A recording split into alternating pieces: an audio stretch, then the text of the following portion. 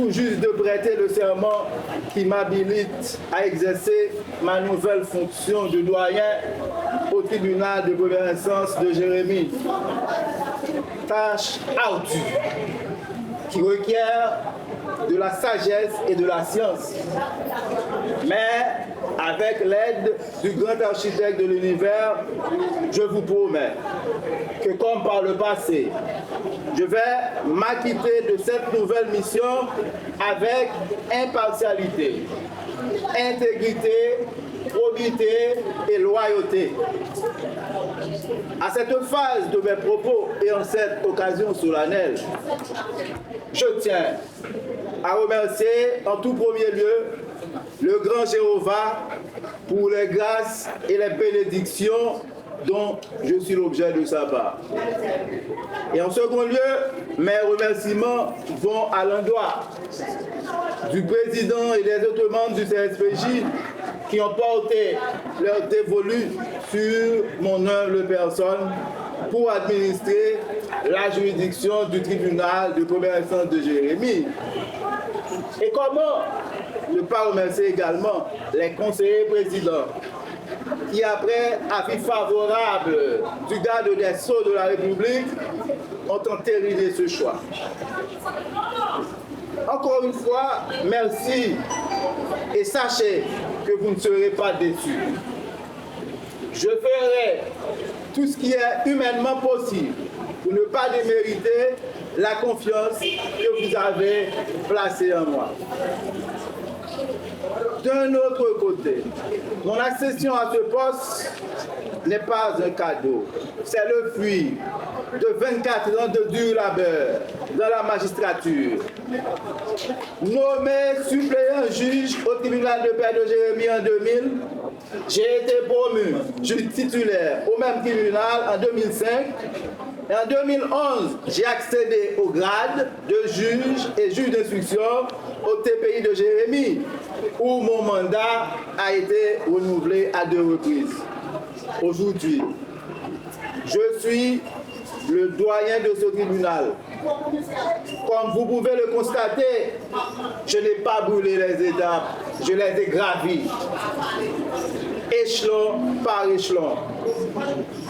Au cours de mes 24 ans de carrière de magistrat, je n'ai jamais été l'objet d'une lettre de blâme ou d'une quelconque convocation de mes supérieurs hiérarchiques immédiats. Et en ce que je sache, sans vouloir m'enorgueillir, je n'ai jamais entendu dire que l'un de mes jugements ou l'une de mes ordonnances a été cassé par une juridiction supérieure. Mesdames, Messieurs, j'accède à la fonction de chef de la juridiction du TPI de Jérémie à un moment où l'institution judiciaire souffre d'un déficit de crédibilité. Redonner de la crédibilité à la justice de la juridiction du TPI de Jérémie est une priorité à laquelle tous les acteurs du système doivent s'atteler. Chacun de nous doit prendre conscience du fait que la justice en Haïti, et particulièrement à Jérémie, est trop décriée. Nous connaissons tous les maux qui gangrènent et paralysent le fonctionnement de l'appareil judiciaire dans la juridiction. Aujourd'hui, il est sur toutes les lèvres que dans la juridiction du TPI de Jérémie, la corruption règne en maître. Et ce n'est pas moi qui vais dire le contraire. En fait, la loi du 12 mars 2014 portant prévention et répression de la corruption, en son article 5, énumère les différents actes qualifiés de corruption et à titre d'exemple, je cite, la concussion, l'enrichissement illicite, le pot de vin, le népotisme, pour ne citer que cela. C'est autant de concepts trop techniques pour certains d'entre vous. Laissez-moi expliquer en créole ce qu'est la concussion.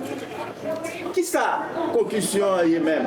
Eh bien, les amis, concussion, c'est un fonctionnaire de l'État qui placé pour bail service, décide de demander à la bail service là pour lui payer. Côté la loi dit c'est gratis. Ou bien les fonctionnaires ont décidé prendre plus que ça la loi exigeait. Moi, je suis capable de faire le même exercice ça dans tout l'autre acte de corruption que moi sorti là. Yo, mais ça tape trop coup. Moi, pas dit que Jacques malhonnête ça qu'on fait d'ici là non. C'est justiciable là qui connaît. Mais celle ça me connaît. Si on est qu'on fait, il faut nous faire un petit suspens. Si nous t'avons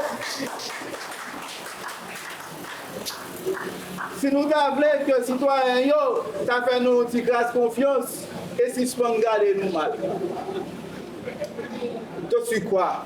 Il appartient au personnel de la justice, quelle que soit sa fonction, qu'il soit gardien, secrétaire, huissier, greffier, parquetier, juge ou doyen, de tout mettre en œuvre pour assainir la justice. Notre comportement doit être exemplaire et c'est par cette voie seulement que nous parviendrons à gagner la confiance des justiciables. Nous ne devons jamais oublier que la justice est un service public dont l'une des caractéristiques est la gratuité. À mon humble avis, la distribution d'une saine et impartiale justice est un puissant facteur de paix et de progrès social. L'on n'a jamais vu un pays ou une communauté se développer sans un système judiciaire fort et équitable. Heureusement que le 1er juin 2023, le CSPJ a adopté en conseil statutaire un guide de déontologie du magistrat. Cet ouvrage peu volumineux qu'on peut mettre dans sa poche enseigne aux magistrats ce qu'ils doivent faire et ce qu'il faut s'abstenir de faire. C'est un vrai guide du point de vue déontologique et chaque magistrat devrait en faire son livre de chevet. Il n'est un secret pour personne que l'horaire de travail journalier prévu par la loi sur la fonction publique est de 8h à 4h. Au tribunal, il y aura un cahier de pointe que les employés doivent signer à leur entrée comme à leur sortie de travail chaque jour ouvrable. Pour les magistrats, le tribunal prend siège à 10h et non à midi. En ce sens, nous comptons beaucoup sur la compréhension des honorables magistrats du parquet et de nos valeureux juges de siège. À cette phase, je veux saluer l'effort déployé par le magistrat instructeur Jean-Gary Lundi, et bien qu'il n'est pas présent. Donc alors, je salue, n'est-ce pas, l'effort du magistrat instructeur Jean-Gary Lundi et l'actuel magistrat en charge du parquet, l'honorable Alexandre Jean-Marie Guetchen. Il est avéré que depuis plus de 3 ans, le tribunal ne fonctionne pas même à 30% de la normale. C'est une situation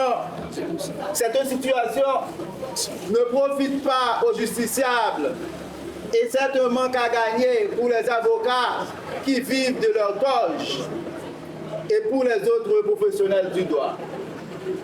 Nous souhaitons vivement que les responsables au plus haut niveau de la justice et de l'État trouvent un moyen pour satisfaire les revendications des magistrats en général, celles des parquetiers et des greffiers en particulier, de façon à mettre un terme aux grèves en cascade et à répétition qui paralysent le bon fonctionnement des tribunaux.